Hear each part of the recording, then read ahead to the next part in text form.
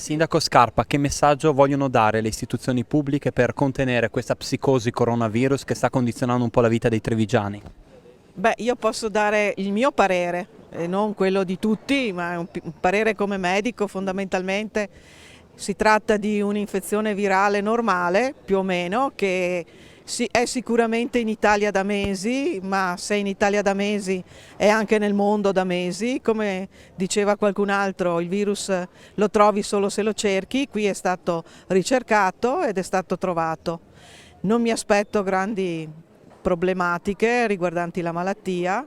L'infezione probabilmente ha un'altra penetranza perché è sconosciuta, ma si tratta di una influenza che nell'80% dei casi decorre completamente asintomatica. Quindi in questo momento, magari se vuole tenere 1,5 metri da me, potrei essere anch'io infetta, ma asintomatica. Si O parla lei? di, O si lei? parla di ambulatori deserti, anche lei ha constatato questo fenomeno.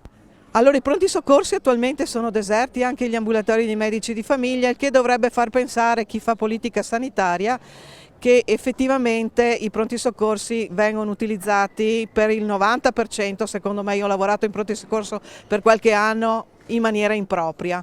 C'è un modo di utilizzo sia degli ambulatori di medici di famiglia sia dei pronti soccorsi che non va assolutamente bene, tant'è che non è che la popolazione all'improvviso è del tutto guarita, semplicemente in pronto soccorso attualmente si recano solo le persone che ne hanno veramente bisogno e quindi i pronti soccorsi sono vuoti.